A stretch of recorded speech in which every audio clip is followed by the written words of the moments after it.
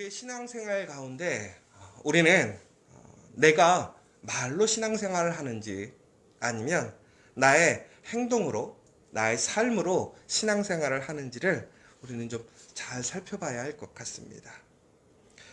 그런데 우리는 삶으로 보여지는 행동하는 신앙보다는 긴 말이나 혹은 미사오구를 통한 이야기들로, 고백으로 신앙생활을 하는 일들이 참 많지 않습니까?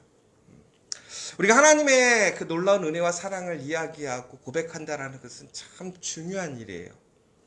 그런데 그것이 말로서만 그치는 일들이 참 많아요. 또한 사람들에게 보이려 하고 사람들에게 들려주기 위해서 말로만 하는 일들이 참 많아요. 더 나아가서는 예전에는 우리가 진정으로 그렇게 하나님 앞에 신실하게 행함을 통해서 우리의 삶을 살아갔지만 어느 순간부터는 우리가 그 행함을 실천하는 오늘을 살아가는 것이 아니라 예전에 내가 살아갔던 그 과거의 모습 혹은 내가 영광스럽게 생각하는 그때의 그 모습만을 우리는 기억하고 입술로서 말로써 그 신앙을 살아가고 있지 않는가 우리는 한번 생각해 봤으면 좋겠습니다. 분명히 우리가 과거의 좋은 신앙의 유산을 또한 우리의 과거의 그 신앙의 증거들을 우리가 되새기고 이야기하는 것도 참 중요해요.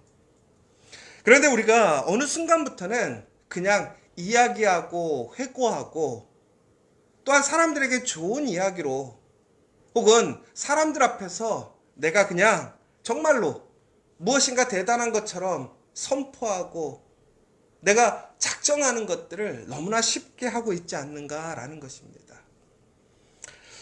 그런데 야고보서 2장 14절 오늘 읽으신 말씀 그 14절에서 17절의 말씀을 조금 더 확장해서 읽어보면 제가 한번 더 다시 읽어보도록 하겠습니다. 내 형제들아 만일 사람이 믿음이 있노라 하고 행함이 없으면 무슨 유익이 있으리요? 그 믿음이 능히 자기를 구원하겠느냐? 만일 형제나 자매가 헐벗고 일용할 양식이 없는데 너희 중에 누구든지 그에게 이르되 평안히 가라, 덥게 하라, 배부르게 하라 하며 그 몸에 쓸 것을 주지 아니하면 무슨 유익이 있으리요? 이와 같이 행함이 없는 믿음은 그 자체가 죽은 것이라. 중국에는 우리가 무엇이 좋은 일인지 어떻게 행동해야 하는지를 우리는 알고 있어요. 그런데 중국에는 말로서만 끝나버리는 것.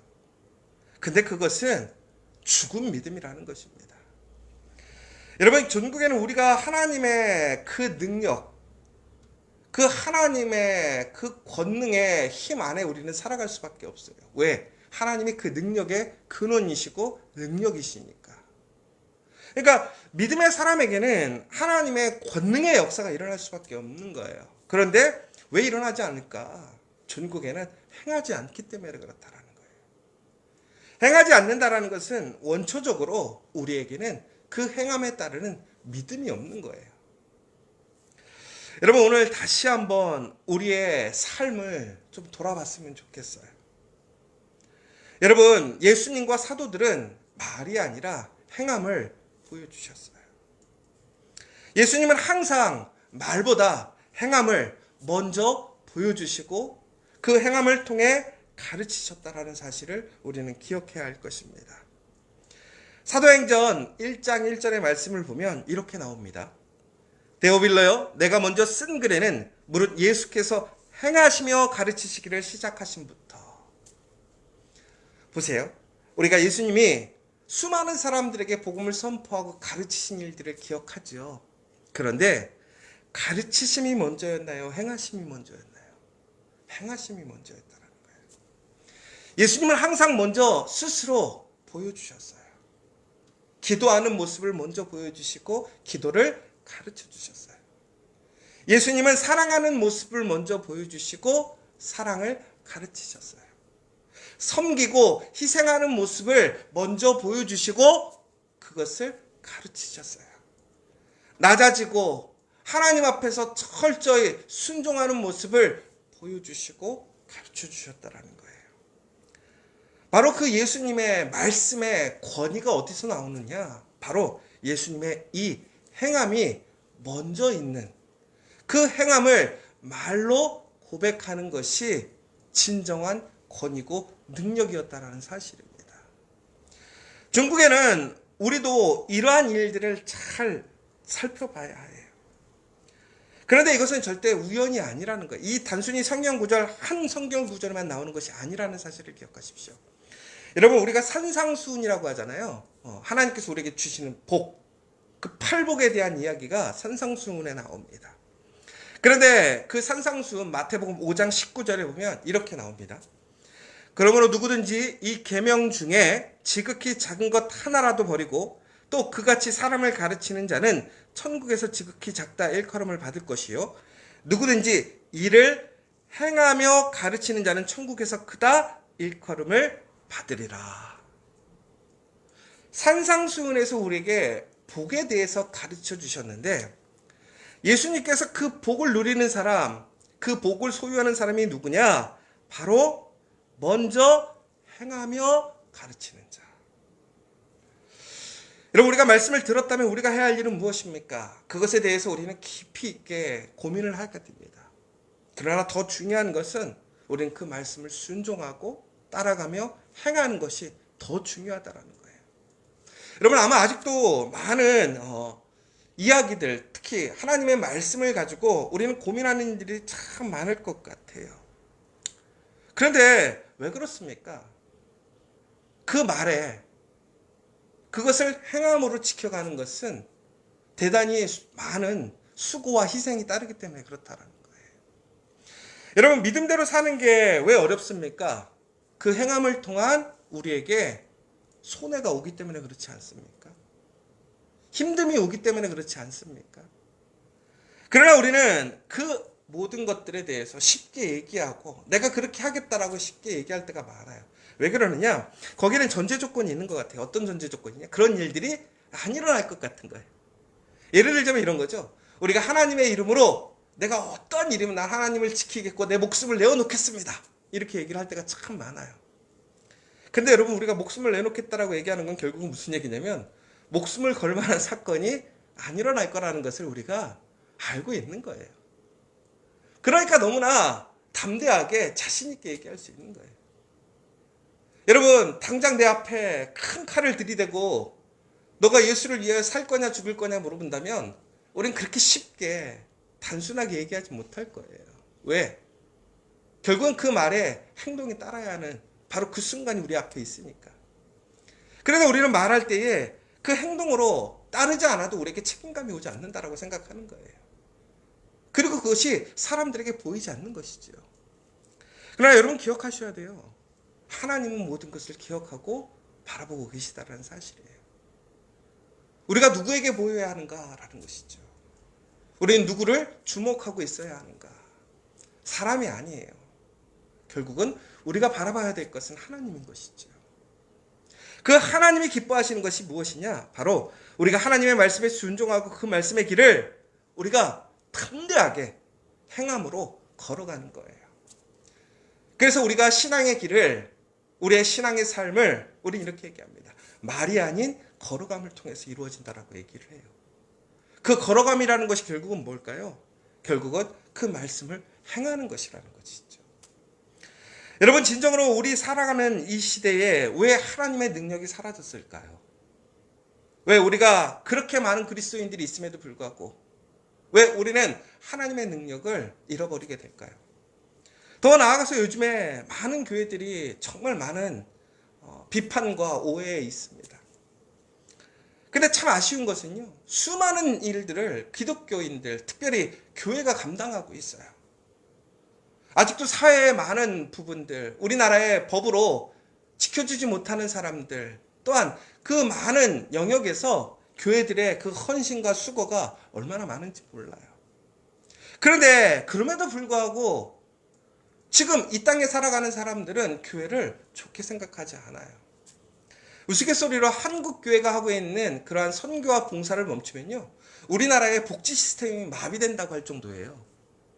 그런데 우리는 그런 것에 대해서 칭찬을 받기는커녕 오히려 이기적이고 탐욕적이고 정말 불법적이라고 우리 기독교가 지금 비판의 대상이 되어 있어요.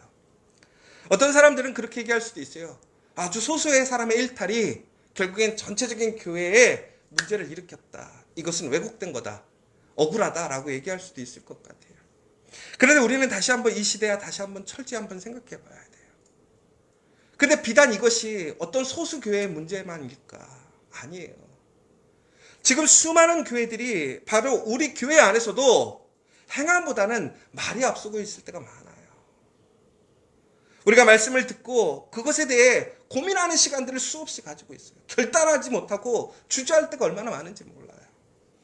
그런데 중요한 것은 우리가 하나님 앞에 진실하게 내 신앙을 결단해서 살아가는 것 중요하겠지만 우리가 진심으로 하나님의 은혜를 능력을 경험하기 위해서는 우리가 그 말씀으로 걸어가지 않는다면 결코 우리는 하나님의 그 능력을 체험할 수 없다라는 거예요. 결국은 우리가 해야 할 일은 무엇입니까? 오늘 우리는 움직여야 하는 거예요. 말씀을 들었다면 그 말씀대로 행함이 있어야 되는 거예요. 그렇지 않고는 우리는 결코 하나님의 그 은혜의 능력을, 그 권능의 역사를 체험할 수 없다는 사실인 것이죠. 여러분, 우리 신앙이 그냥 안주해버리거나 혹은 우리가 치러야 될 대가가 무서워서 주저한다면 우리는 결코 하나님의 권능으로 그 은혜로 나아갈 수 없어요. 여러분, 우리가 하나님 안에서 마땅히 해야 할 일들이 참 많이 있어요. 그러나 우리의 삶의 여러 가지의 순간들이 참 우리를 어렵게 하고 힘들게 해요. 저도 예전에 캐나다에서 1년치의 월급을 받지 못했을 때 이것을 법원에 가서 고소를 해야 될지 말아야 될지 참 고민이 많더라고요. 다른 목사님들이 얘기를 해놓고 가라는 거예요. 고소를 걸어놓고 가라는 거예요. 왜? 그 교회에서 목사님이 불법적으로 행했던 일들을 네가 보호받아야 되지 않겠냐. 그런데 그때 저희 마음속에 그런 생각이 들었어요. 교회 주인은 목사님도 아니고 교인도 아니에요. 누가 주인이에요? 하나님이시잖아요.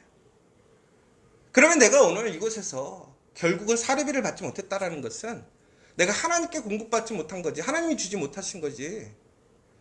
그러나 중요한 것은 하나님이 모든 세상에 모든 것을 관할하시고 주관하신다면 내가 여기가 아니라 다른 곳에서도 받을 수 있는 거예요. 하나님께 빚지게 하는 것이 가장 큰 영광이고 기쁨이다라는 생각이 들었어요. 그리고 저 그냥 돌아왔어요.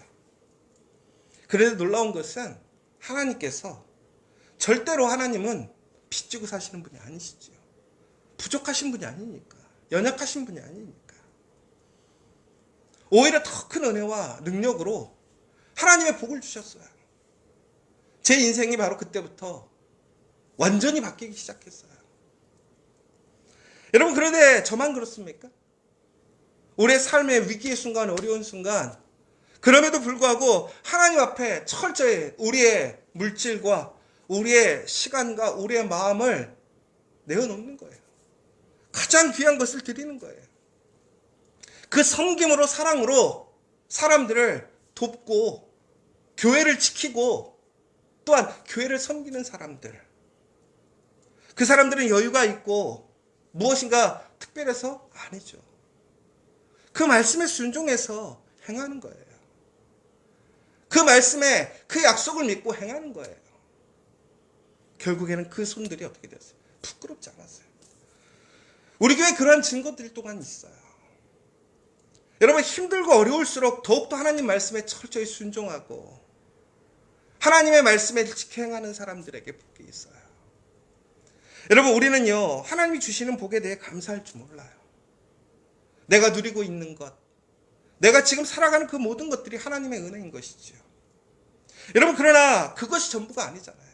그것은 시작이에요.